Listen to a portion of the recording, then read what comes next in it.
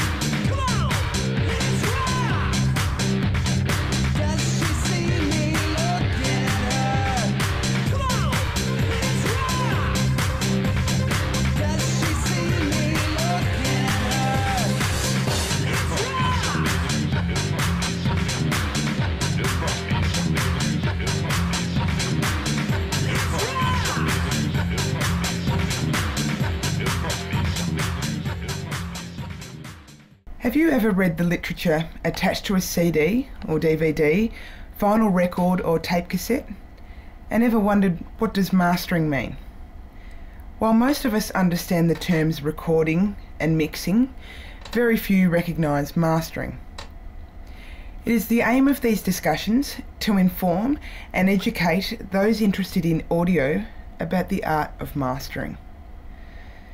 We were fortunate enough to have discussions with 5 top Melbourne-based mastering engineers who shed some light and engineering wisdom on this little known and understood audio process. Is there anything you would instruct people to do regarding preparing their recording for mastering? Yeah, I would. Be conscious of your dithering. Stay dithering algorithms on your mix bus, okay? Try and stay at the largest bit depth that you can, okay, being 24 fixed, 32 float, whatever you're operating at, okay. Try and stay at that, because the minute you start truncating things down and dithering during the course of the truncation, then you bring it back in. If you're working in a digital environment, then the part of that process is that the thing blows itself out back to, in Pro Tools case, 24-bit fixed point, okay, and if it's, we don't want extraneous dithering going on. So be conscious that you keep the largest bit depth that you can. Another thing that I'd say is, don't necessarily do your fades. Often when the mastering engineer applies compression to something that is already faded, the fade starts to go lumpy and weird, you know. And so it's better, in fact, to leave the fades to the mastering engineer. By all means say, okay, from 4 minutes 30 to 4 minutes 55, we want this to fade and we want this kind of curve, and if the musicians are here or somebody's there that they can, often I get work with the engineer will come in and they'll say, okay, this is the fade point where I want it to start and we want this kind of shape, and I'll do a couple of fades and fly it past them and see what they think and try and get a response from them. But you know, fades can change if they've been pre-done to the mastering session. Another thing is not trimming to the absolute start of where the track starts. How many times I cannot tell you where people have cut too close to the start of the track to the point when you bring it into the mastering session, it sounds weird. It sounds weird. You put an index at the start of it and the track comes in, bang, and it sounds quite odd, you know. And what I would do is maybe put a little ramp of a fade in, not so you hear the track go like that, but it can minimize any surprises that the client or the engineer has in their pre-preparation. They've overthought the process, thinking, okay, I'll trim the starts and finishes and I'll get everything totally clean. Sure, it's good to do that stuff, but leave a second at the start of it, forget about the fades, and keep the stuff at the most at the highest bit rate, and probably the sample rate. This is a different question. If you're working at elevated sample rates, keep it at the sample rate that you've been working at.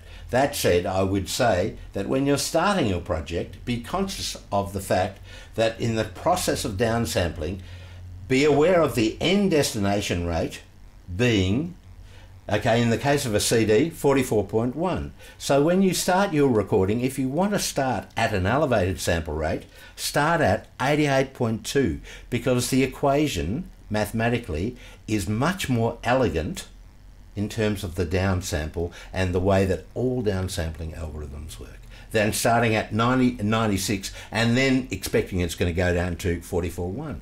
The truth of it is, it's an inelegant equation, and if you want to go and reference that on the net, have a look at the Gibbs phenomenon is the thing to look at, and also documentation written by Thomas Lund from TC Electronics. And there's stuff up on the TC Electronics page specifically about downsampling and working at up to 0 full-scale dB with and what happens to that if you then downsample.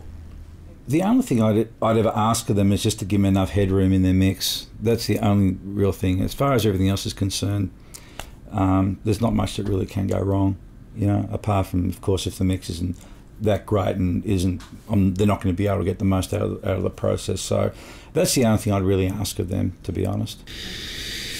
Oh, there's not much to think about, really. It's quite simple, you know. Make sure all the mixes are there, burnt on a disc, DVD, or transferred on a drive. Of course, maintaining the original bit rate and sample rate frequencies that it was mixed at. As long as I know the name of the songs and what final order they're to be in, you know, I'll take care of the rest for them. Sometimes I get mixes that are slammed quite hard with mix bus compression, and others are left open, and I generally find I can do more with the tracks that are left open. So I do try to encourage that if I can, but it's pretty simple. Give me the songs and I'll master them up. What does the mastering process involve? Okay, the mastering process involves looking at the project as a whole. So with an album, when you're mixing songs, you tend to concentrate on each song individually. You don't keep referring to songs that you've done before when you're mixing. So what mastering allows you to do is look at the whole thing as a complete project and make sure that all the songs are the same kind of level and the same sort of sound overall, because quite often it'll be mixed in different places, sometimes by different engineers, and they can have different amounts of bass and treble and just need generally sort of evening out. Yeah. Well, the mastering process really is involved in casting a third-party critical ear over the project, understanding the genre of the music that we're dealing with, understanding where it is, and and within that genre where it could be, you know, sonically, level-wise, and trying to deal with some of the issues of equalisation using music of a like mind or a like genre, a similar genre, as a starting point, as a reference point, having discussions with the client on where they want it to be. So it's it's a case of EQing, mastering, EQing it, processing it, making up a CD with the gaps, spaces, that kind of stuff, and ISRC codes, whatever people require. Well, it involves a hell of a lot of listening. listening, and evaluating the mixes, and really making the right decisions, most important, and using the best gear available to enhance those songs and mixes, have them all flow nicely, piece it all together. Somebody has to do those things. The fades, the volume, the tone are all enhanced. Dynamics, it's a specialised process, best done in a room that's treated for such a process. And really, most of all, I think, is to make sure the producer and the engineer and the artist are all happy. They're happy, I've done my job. Exactly.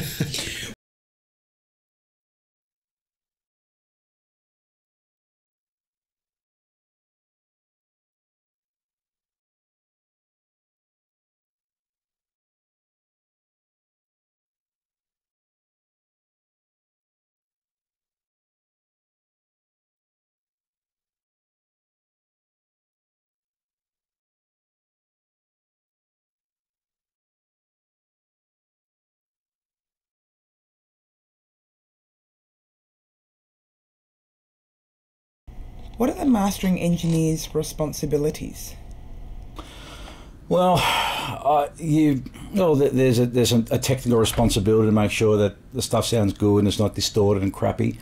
There's also a responsibility to, I think, first and foremost, to serve the client. I've often said that a mastering engineer's role is to facilitate a process to help an artist realise their vision for their art. So for me, the prime responsibility is to make sure that you keep in mind what the client's wishes are, how they want their record to sound, and that requires a degree of empathy and vision to be able to hear a mix and hear beyond it as to where it wants to go, keeping in line with what they want, and engaging in a relationship with this client, because you are effectively in a partnership in this situation. It is the artist's record, their name on the cover, it's all about them, but I've often said that artists, whether you like it or not or know it or not, I become a surrogate member of your band or your project. So I take on a sense of ownership with the record, because I care, basically. Traditionally, the responsibilities were very superficial in that you needed to assemble the songs in the right order. You might have got half a dozen tapes from all different studios. You need to assemble them in the right order, make sure that they flow correctly and that they're printed on the appropriate production master, whether that be for vinyl production, could have been cassette production, CD production. Make sure you take care of, fades and gaps. So that's the very superficial, or the I guess the minimal responsibility you have is to create a production master, and traditionally that's what mastering was about. In decades gone by, you didn't even do a lot to it. You had to really, you were the assembly person, and then you handed over the tape and said it's ready for manufacturing. That's kind of now broadened a little bit more, and the responsibilities are to do more quality control sonically and to enhance it, and there's more expectations now that the mastering engineer has a responsibility to make it sound as good as possible and do corrective as well as enhancing procedures to it. So it's broadened from the early days of just assembling it and making a master. Now you are expected to put your own kind of thought and care into it sonically, and equalize it, balance levels, adjust all that kind of stuff. So there's a little bit more now. Yeah. Okay. I guess the responsibility is to get the sound the way the client wants it. So and also to try and maintain the overall punchiness and dynamic range of the music whilst making it competitively loud. I guess that's the responsibility, but mainly is keep the client happy. Yeah.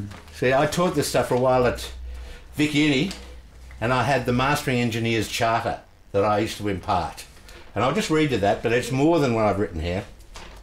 And it involves, if I can talk to you as the client, perhaps you're the young hopeful musician.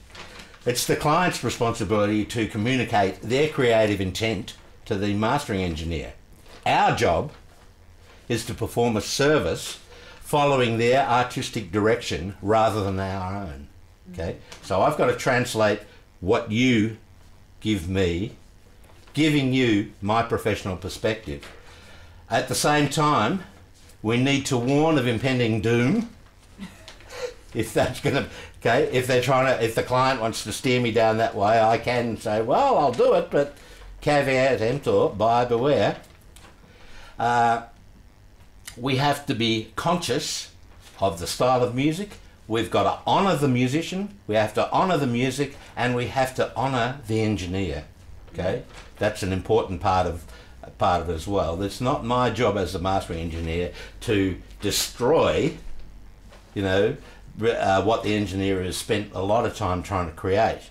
There have been times when people have brought projects in here that I have given them feedback to the point where I've said, look, I think you should be really going back and remixing this, but 9 times out of 10 I will try and deal with what people give me and understand where they want it to be, and then give them my professional feedback using music of a similar genre that I can compare it to, and pointing out differences between it, or trying to get some feedback from them, maybe about the dynamic, maybe about the tonality in relative to something else of a similar kind of thing.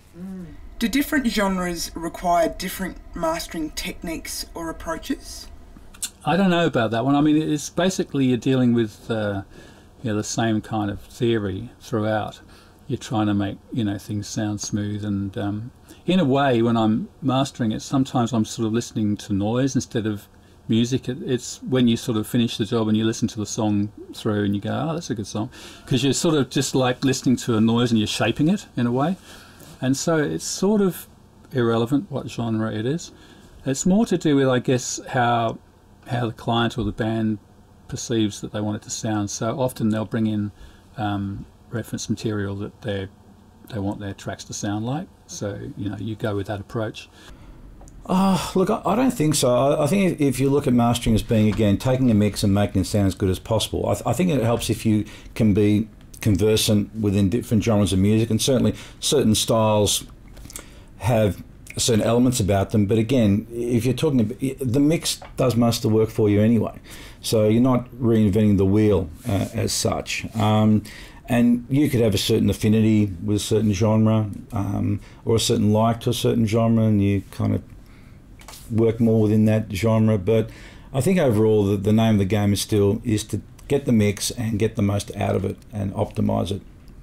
Yeah, different approaches. Something like a hip-hop album you'll treat differently to, say, maybe a jazz album or even a rock album.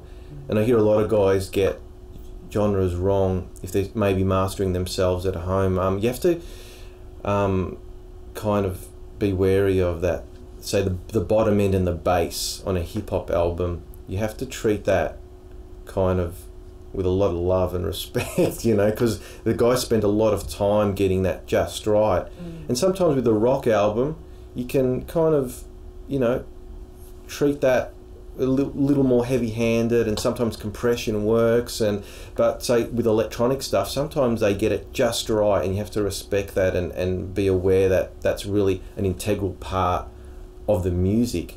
So no, they all need different approaches. Classical music is really different. Like this piano score I'm doing is very transparent. You know, I'm actually staying digital for that. I don't stay digital very often at all, but with this job it's very puristic, very pure, and the producer doesn't really want to influence that colour a lot. So any minor equalisation or adjustments we're doing is purely in the digital domain, whereas a hip-hop album I'm doing today, it's fully analog. Valves, tubes, you know, all kinds of things. So it's, you know, it's very different. Yes, absolutely. I mean, if we're talking about a death metal record, okay, we have to understand that those guys want the record to be the loudest record in the world.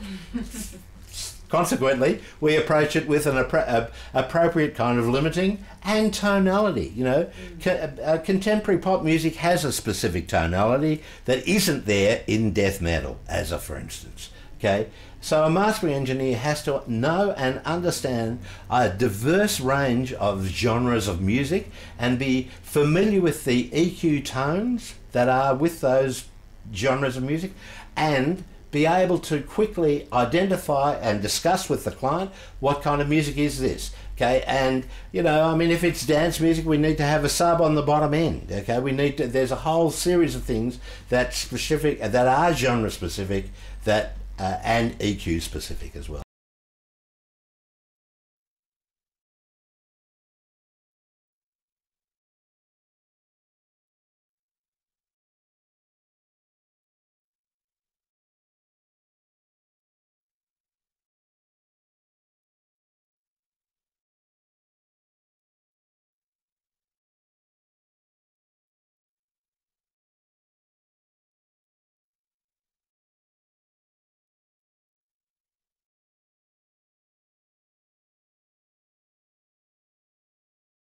What tools are used for mastering?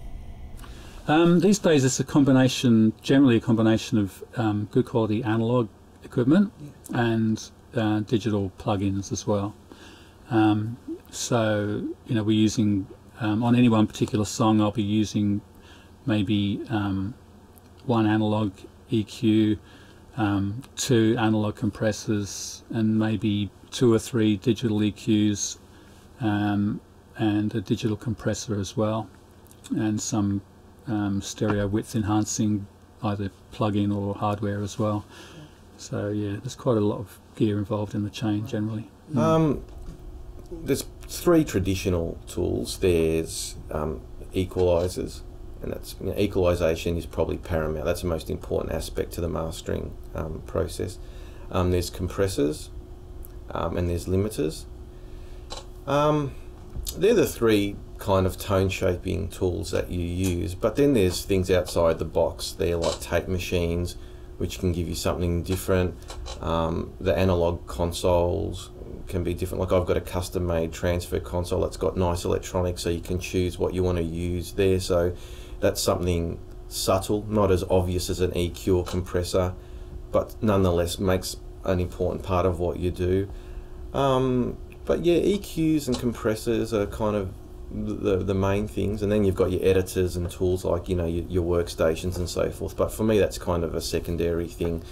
The analog gear for me is primary, really.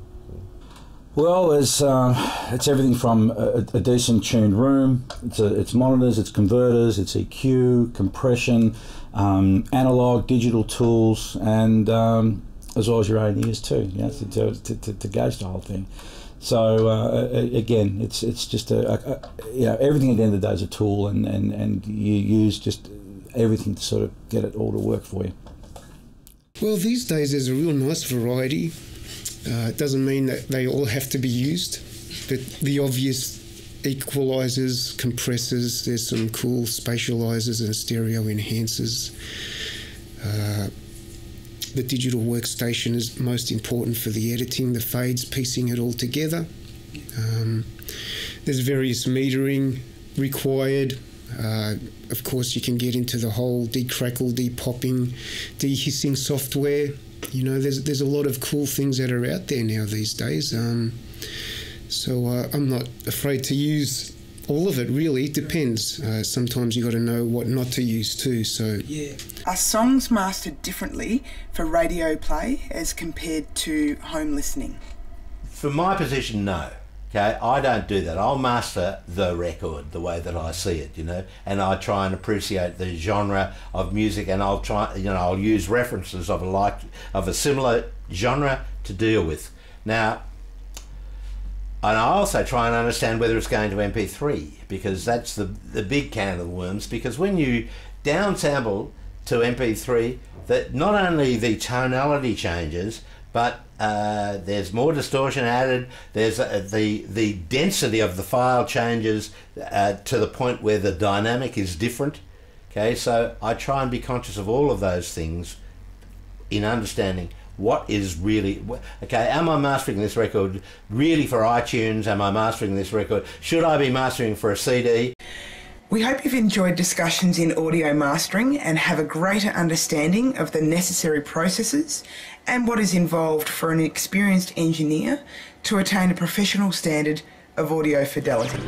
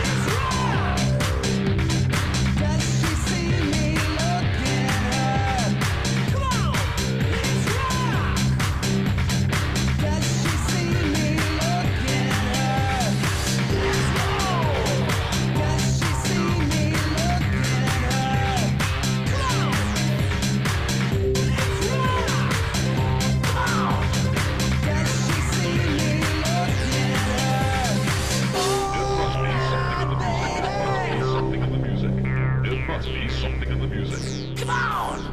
It must be something in the music. It must be something in the music.